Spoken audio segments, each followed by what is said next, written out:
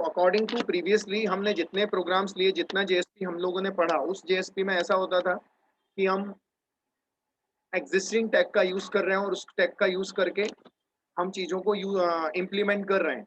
लेकिन सर ऐसी भी टैग्स होती हैं जो डेवलपर खुद बनाता है कस्टम अपने हिसाब से और उसको यूज करता है। बट मैंने मेरे डेवलपमेंट में तो यूज नहीं किया, बट ऑब्वियस है अगर कस्टम टैग है तो ऑब्वियस है हमें थोड़ा सा उसका इंट्रोडक्शन हम जरूर लेते हैं कि क्या होते हैं कस्टम टैग। सर हमारा जेएसटीएल टैग हम आगे पढ़ने वाले हैं। कस्टम टैग, थोड़ा सा इसका इंट्रोडक्शन हम देख लेते हैं कि कस्टम टैग मतलब कौन सी टैग होती है। कस्टम टैग मतलब ऐसा टैग होता है कि it is a user defined tag. It is a user defined tag. User defined tag मतलब ऐसा है कि यूजर उसे खुद बनाता है और अपने हिसाब से क्या करता है, इंप्लीमेंट करता है। That is called as custom tag. That is called as custom tag. हम बोल सकते हैं उसको कि वो क्या कहलाती है, कस्टम टैग कहलाती है। A custom tag is user defined tag. A custom tag is user defined tag. It is developed by programmer. It is developed by programmer following the set of rules. कुछ rules वो क्या करता है, follow करता है। कुछ rules क्या करता है, वो follow करता है। अगर वो rules को follow करेगा तो वो क्या करेगा, custom tag को use कर पाएगा। तो हम ये बोलते हैं need of custom tag. Custom tag की नीड क्या होती है, कस्टम टैग की नीड क्या है, मैं आपको बताना चाहता हूँ। सबसे पहला पॉइंट, सबसे पहला पॉइंट ये होता है सर कि it is use for separating the Java code. Actually क्या होता है ना, जेएसपी के अंदर आपको पता है आप एचटीएमएल कोड भी लिख सकते हो, सीएसएस भी लिख सकते हो, as well as business logic भी लिख सकते हो।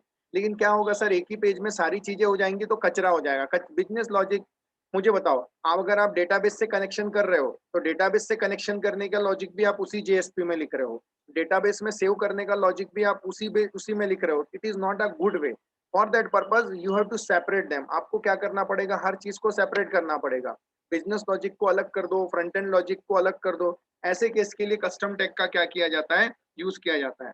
तो कहने का मतलब ये कि वो लॉजिक को क्या कर दिया जाता है, एक अलग क्लास में मूव कर दिया जाता है। और टेक्निकली हम इसको टैग, अगर हम ये जो क्लास होती है, मतलब the logic is moved into the special class. जो लॉजिक होता है एक स्पेशल क्लास में क्या कर दिया जाता है, मूव कर दिया जाता है। और टेक्निकली उस क्लास को हम बोलते हैं टैग हैंडलर। और फिर क्या होता है, वो कोड हम रीयूज कर पाएंगे मल्टीपल टाइम्स। उस कोड को हम क्या कर पाएंगे, रीयूज करेंगे। क्यों? क्योंकि हम बिजनेस लॉजिक को और उसको क्या कर देंगे, सेपरेट कर देंगे।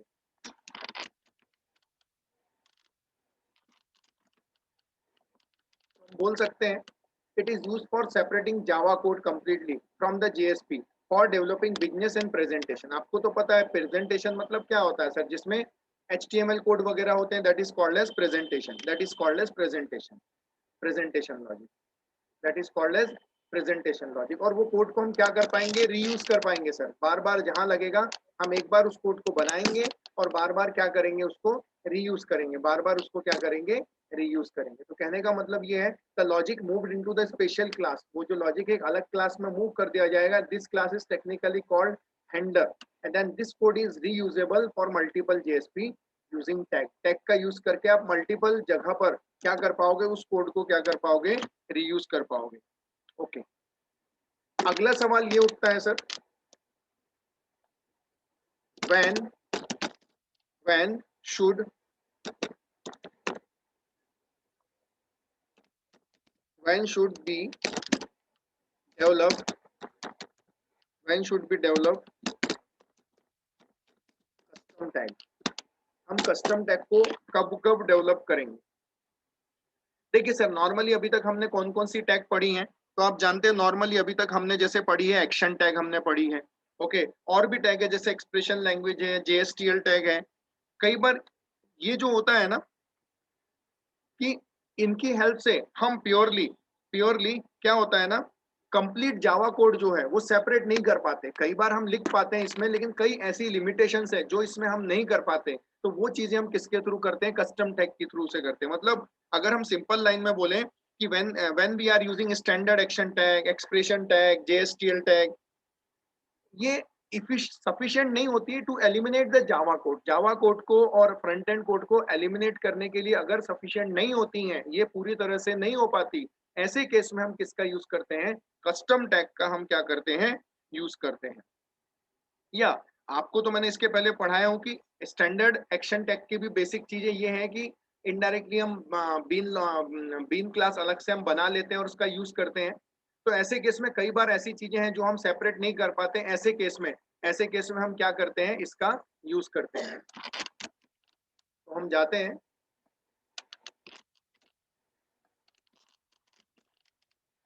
व्हेन स्टैंडर्ड एक्शन टैग भी होती हैं, expression language JSTL tag are not sufficient to eliminate Java code completely from the JSP page, we must create the custom tag. उस केस में हम कौन से टैग क्रिएट करेंगे, कस्टम टैग हम क्रिएट करेंगे। Standard action tag provide only the basic feature to eliminate the Java code from the JSP। Okay, कुछ basic चीजें प्रोवाइड करती हैं, लेकिन अगर आपको प्योरली क्या करना है, एलिमिनेट करना है कोड को। अगर प्योरली आपको एलिमिनेट करना है कोड को, तो ऐसे केस में आप किसका यूज करोगे? ऑब्वियस सी बात है, कस्टम टैग का आप क्या करोगे, यूज करोगे। हम अगर आगे बढ़े और हम बात करते हैं कितने प्रकार की कस्टम टैग होती है। So type of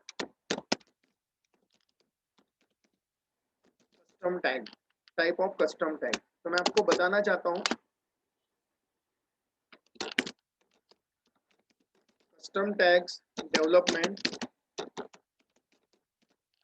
development comes under three types.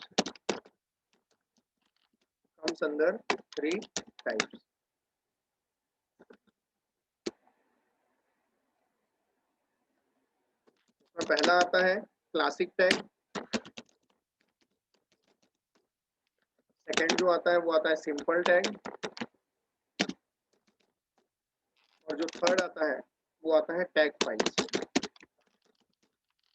इस तरह से इनको क्या किया गया है, डिवाइड किया गया है।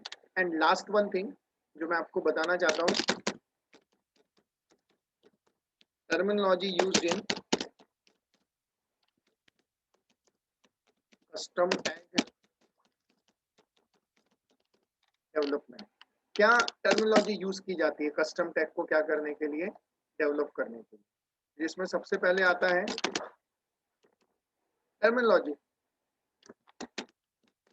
Tag handler, TLD file, third one हम ले लेते हैं tag library, and fourth one tag directive, tag lib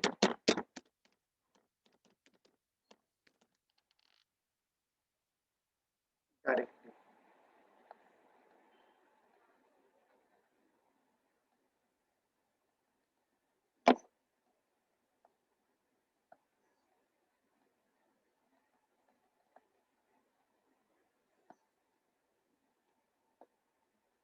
tag lib directive.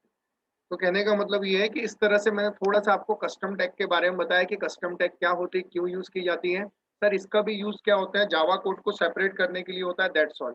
इससे ज्यादा कुछ नहीं होता है। अगर आपको जावा कोड और फ्रंट एंड कोड मतलब प्रेजेंटेशन लॉजिक को अगर आपको सेपरेट करना है, तो ऐसे केस में आप किसका यूज करते हैं, ऐसे केस में आप कस्टम टैग का क्या करते हैं, यूज करते हैं। ऐसे केस में आप कस्टम टैग का क्या करते हैं, यूज करते हैं। वैसे मैं जो नेक्स्ट JSP का प्रोग्राम लेने जा रहा हूँ उसमें अब ये चीजें नहीं यूज करूंगा सर, क्योंकि इतना पढ़ने की हमें जरूरत नहीं है। बस आपको एटलीस्ट नॉलेज होना चाहिए कस्टम टैग मतलब JSP में हम खुद की भी टैग बना सकते हैं। अगर कभी इंटरव्यू में पूछा भी तो आप बता सकते हो sir, and as a fresher आपसे इतना एक्सपेक्टेशन वो लोग नहीं करते, बट एटलीस्ट आपको ये चीजें पता होना चाहिए कि कस्टम टैग भी होती हैं।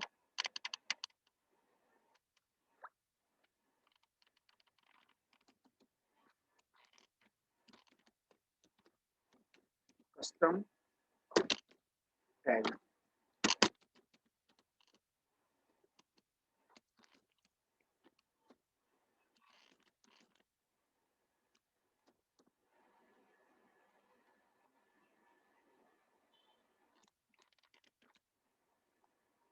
अब हम जाते हैं और JSP का सबसे लास्ट एग्जांपल लेते हैं सर। सबसे लास्ट स्टार्ट करते हैं हम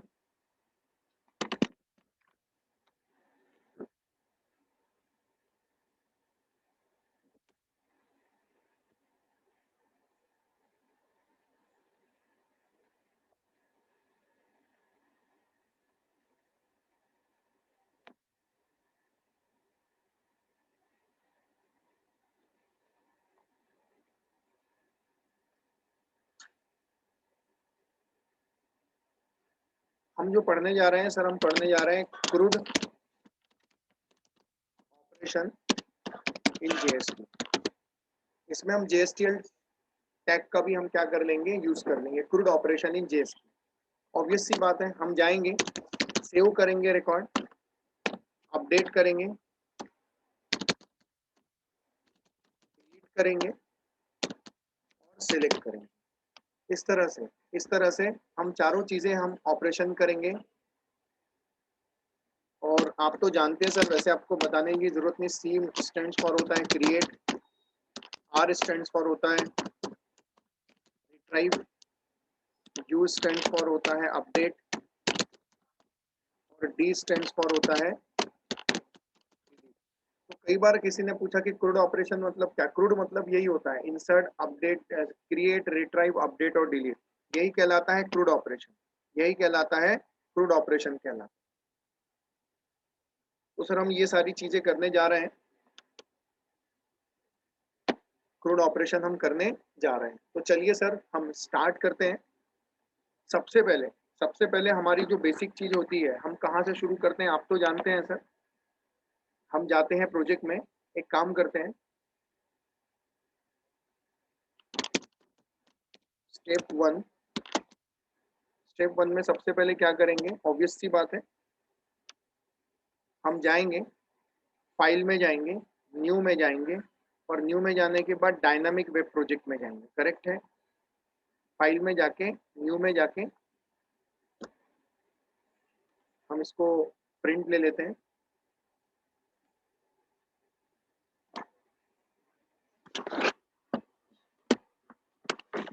पूरा नोट इट डाउन कर लेंगे।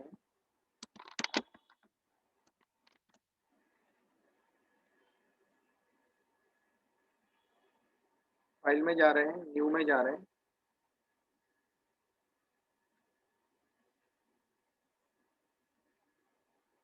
स्टेप वन,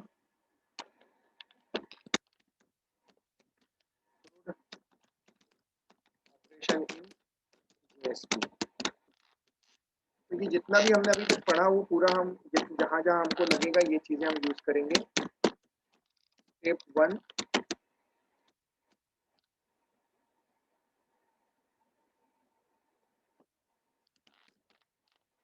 ओके, फाइल में जाके, न्यू में जाके, ऑब्वियस है, उसके बाद हम किस में जाएंगे, फाइल में जाके, न्यू में जाके, अदर्स में जाके, अगर आप देखोगे तो आप टाइप करोगे डायनामिक, डायनामिक वेब प्रोजेक्ट और आपको क्या करना है, नेक्स्ट करना है, डायनामिक वेब प्रोजेक्ट और आपको करना है नेक्स्ट। प्रिंट स्क्रीन ले लेता हूँ मैं।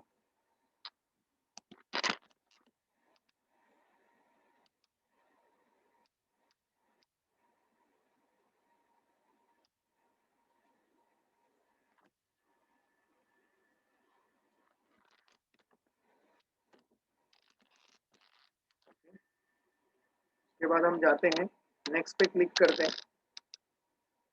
तो क्या करता है, हमसे प्रोजेक्ट का नाम पूछता है, जो भी आपको आपके प्रोजेक्ट का नाम देना है वो प्रोजेक्ट का नाम आप क्या कर सकते हैं, दे सकता है। अज्यूम करो, मैं नाम दे देता हूँ जेएसपी सर्वलेट, और क्या क्या है, जेएसपी सर्वलेट है, जेडीबीसी है और माई एसक्यूएल यूज करने वाले हैं, माई एसक्यूएल क्रूड। इस तरह से हम नाम देते हैं, नाम दे देते हैं और उसके बाद हम कर देते हैं नेक्स्ट। ये नाम दे दिया हमने यहाँ पे।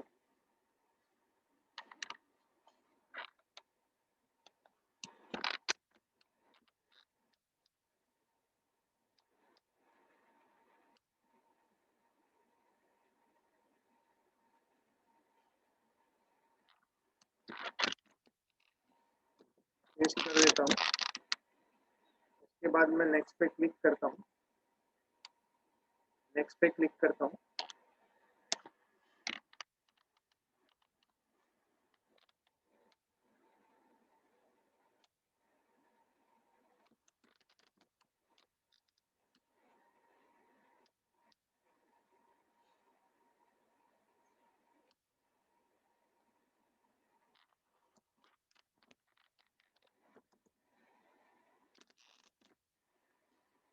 नेक्स्ट पे क्लिक करता हूँ और ऑब्वियस सी बात है सर, हमें वेब डॉट एक्सएमएल लगेगी तो हम क्या कर लेंगे, वेब डॉट एक्सएमएल को हम क्लिक कर लेंगे और फिनिश पे क्लिक कर लेंगे। करेक्ट है, तो हम जाते हैं प्रिंट स्क्रीन करते हैं।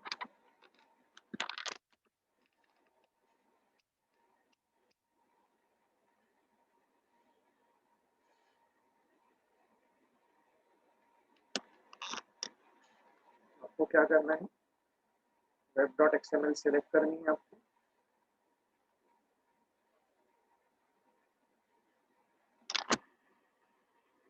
और हम जाते हैं पेस्ट कर लेते हैं, फिनिश पे क्लिक कर देंगे।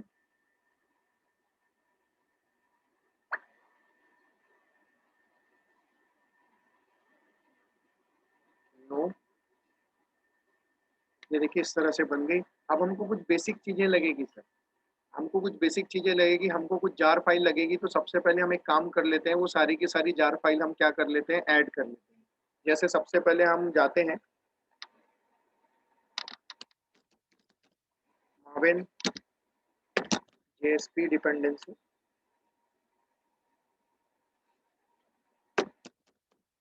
जेएसपी एपीआई ले लेते हैं 2.3 ले लेते हैं। चलो मावेन रिपोजिटरी 2.3.1, चलो ठीक है। हम जाते हैं, हमें जार फाइल लगेगी, हम जार फाइल पे क्लिक करेंगे।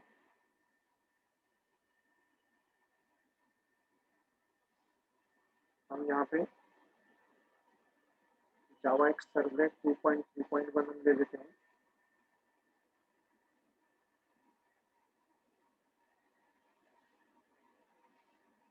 ओके, ये डाउनलोड हो गई। हम जाते हैं डाउनलोड्स में,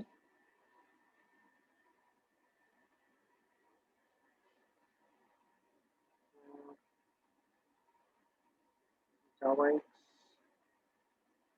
यस लेटेस्ट है, ये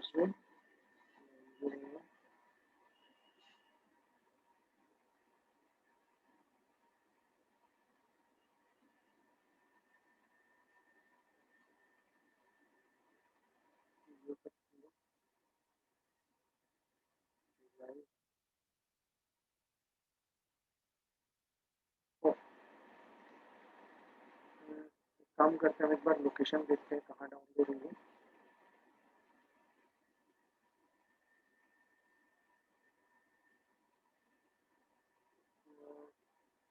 यूजर्स डाउनलोड है,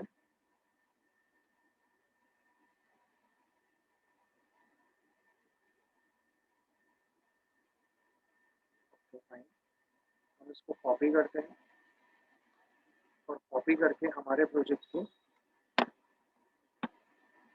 इसमें जाते हैं, web content, I thought web INF lib, जो लिब दिख रहा है इसमें हम पेस्ट कर देते हैं। डायरेक्टली हमने पेस्ट कर दिया। अब हम दूसरी फाइल के पास जाते हैं, दूसरी फाइल है माइस्क्यूएल की, ले लेते हैं कनेक्टर। लेकिन जो हम कनेक्टर लेंगे ना सर, वो हम थोड़ा सा माइस्क्यूएल कनेक्टर 8.0.13 इसकी जार फाइल ले लेंगे। आई थॉट मुझे वर्जन थोड़ा सा लो करना पड़ेगा, क्योंकि मेरे पास एक काम करते हैं, हम देखते हैं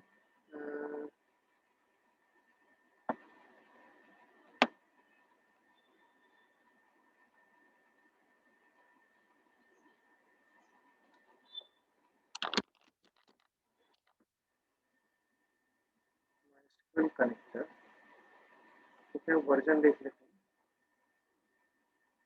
थोड़ा पुराना वर्जन लेते हैं क्योंकि मेरे इसमें थोड़ा सा पुराना। ठीक है, हम जार को डाउनलोड करते हैं 5.1।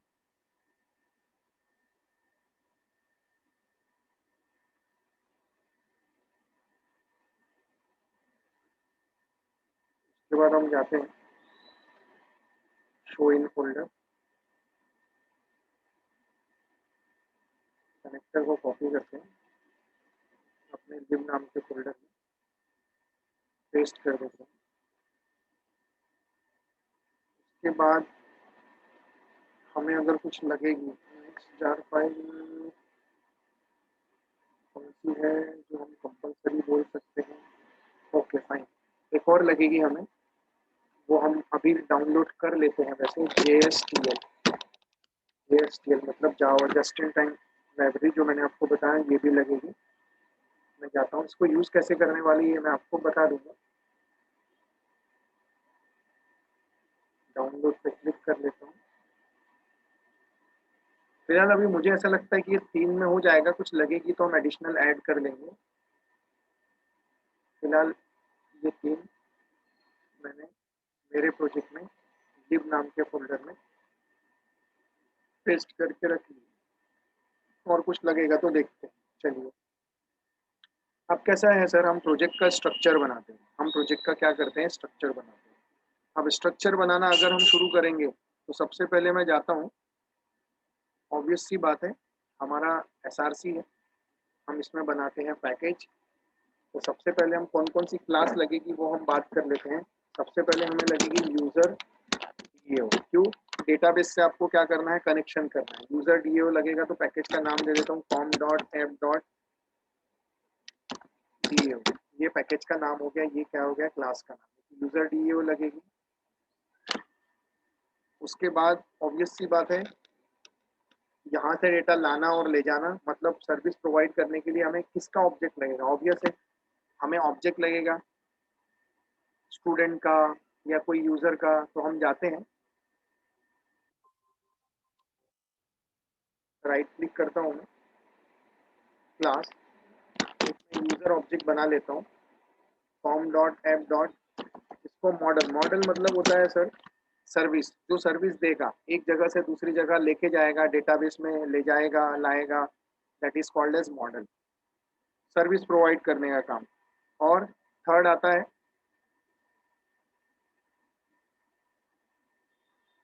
एक और क्लास, जिसको हम नाम दे देंगे यूजर सर्वलेट com.app. पैकेज का नाम दे देते हैं com.app. वेब करके नाम दे देते हैं। हम जाते हैं यूजर सर्वलेट करके हम नाम दे देते हैं। अब ऑब्वियस सी बात है सर, हमने ये तो बना लिए, लेकिन हमें क्या लगेंगे, टेबल लगेंगे डेटाबेस में। एक सिंपल एक टेबल बना लेता हूँ मैं। तो मेरे इसमें डेटाबेस है MySQL का, मैं जाता हूँ क्रिएट टेबल करता हूँ और फील्ड का नाम देता हूँ। सपोज करो फील्ड का नाम दे देता हूँ मैं आईडी ले लेता हूँ। डेटा टाइप दे देता हूँ इन ऑफ 3 दे देता हूँ। अच्छा, इंट लेंथ 3 दे देता हूँ, प्राइमरी की देता हूँ, नॉट नल है, और ऑटो इंक्रीमेंट कर देता हूँ। उसके बाद हम जाते हैं सेकेंड चीज हम जाते हैं, हम ले लेते हैं नेम,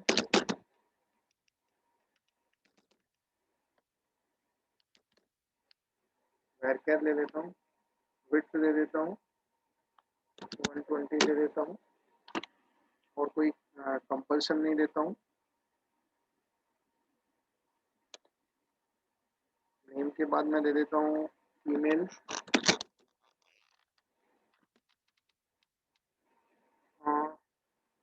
वैरचर, और विड्थ दे देता हूँ 200 दे देता हूँ। फिर हम ले लेते हैं कंट्री दे देता हूँ, उसको मैं वैरचर ले देता हूँ 120 बिट दे देता हूँ। और अगर आपको सबको आपने नॉट नल नहीं बोला, मतलब कुछ ना कुछ चाहिए, बाकी इसमें नहीं बोला तो आप ब्लैंक दोगे तो चलेगा, लेकिन नो, हम सिंपल, इसमें हमने प्राइमरी की बता दी है, बाकी सिंपल बताएं। अब टेबल क्रिएट करने की बारी आ रही है, तो हम जाते हैं और टेबल क्रिएट टेबल बोलते हैं, टेबल का नाम पूछ रहा है तो हम जाते हैं और टेबल का नाम दे देते हैं यूजर्स।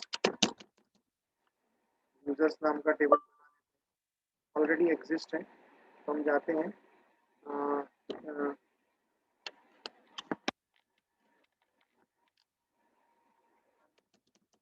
यूजर करके देखते हैं, यूजर नाम से table created. Do want to add more table? No. तो यूजर नाम का देखो टेबल बन गया, यूजर्स नहीं चाहिए हमको, हमको क्या चाहिए? यूजर। अभी फिलहाल अगर आप देखोगे यूजर्स में तो कोई डेटा आपको नहीं मिलेगा, कोई डेटा आपको नहीं मिलेगा, कोई रो नहीं है इसके अंदर में। व्यू डेटा पे क्लिक करूंगा तो देखो ब्लैंक दिखाएगा, ब्लैंक दिखाएगा। तो मैं जाता हूँ और अब मैं आगे बनाना स्टार्ट करता हूँ। सबसे पहले मैं जाता हूँ और यूजर क्लास बना लेता हूँ। यूजर क्लास जो ब्लैंक रखी हुई है ये मैं जाता हूँ यहाँ पे, मैं क्या क्या ले लेता हूँ, मैं ले लेता हूँ आप सर आप प्राइवेट भी ले सकते हो, आप प्रोटेक्टेड भी ले सकते हो। मैंने प्राइवेट भी लिया है, प्रोटेक्टेड, आप दोनों में से कोई भी ले सकते हो। कहीं कभी प्रोटेक्टेड मिले तो भी डाउट मत करना, प्राइवेट मिले तो भी डाउट मत करना। इंट आईडी, उसके बाद protected string name, protected string name, उसके बाद हम जाते हैं प्रोटेक्टेड स्ट्रिंग ईमेल, ईमेल, और last one protected string country, protected string country, protected string country ले लेते हैं। और इसके अलावा हम क्या कर लेते हैं, बाकी बाकी डिटेल्स भी इसके अंदर लिख देते हैं। बाकी डिटेल्स मतलब क्या, अल्ट शिफ्ट एस और parameterize constructor, control shift F, और मैं जाता हूँ alt shift S,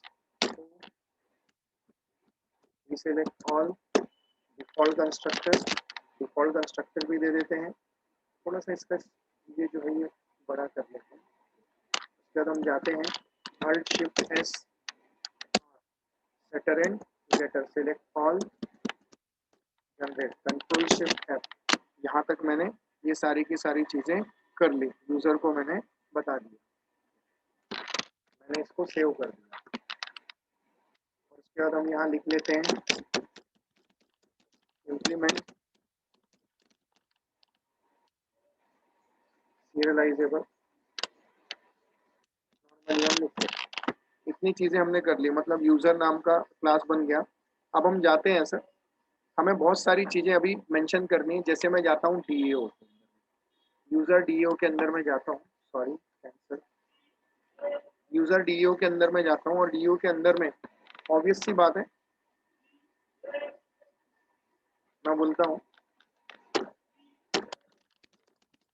private private string JDBC URL, JDBC URL, तो मैं इसको नाम दे देता हूँ JDBC URL is equal to, हम URL मेंशन कर देंगे, JDBC का क्या रहेगा URL, तो JDBC colon JDBC colon MySQL colon double slash host colon 3306 port number, और उसके बाद डेटाबेस का नाम, डेटाबेस का नाम क्या है, बूट, तो हम क्या नाम दे देंगे, बूट। इस तरह से हम नाम दे देंगे। उसके बाद हम जाएंगे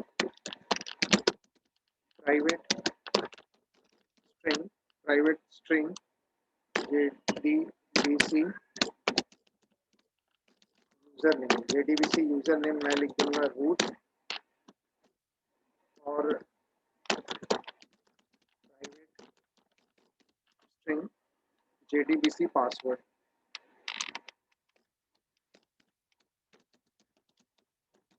पासवर्ड इज इक्वल टू,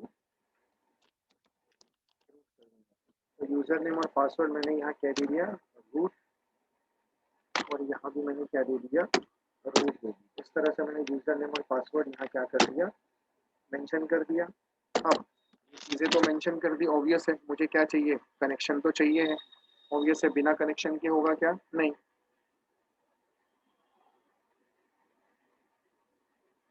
तो मैं जाता हूँ,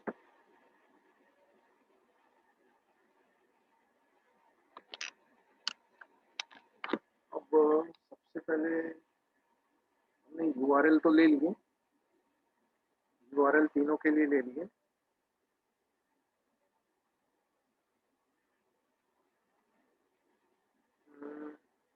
चलो कुछ और चीजें भी हम लोग बना लेते हैं, कुछ क्वेरी हम पहले से डिफाइन करके रख लेते हैं। प्राइवेट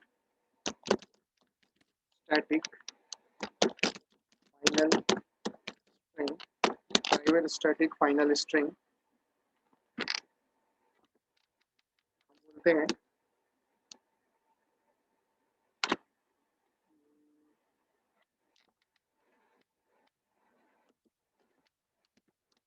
एक वेरिएबल ले लेते हैं स्ट्रिंग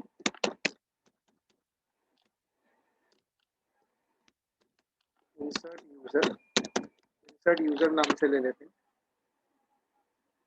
इज इक्वल टू, एक क्वेरी बना लेता हूँ, मैं बोल देता हूँ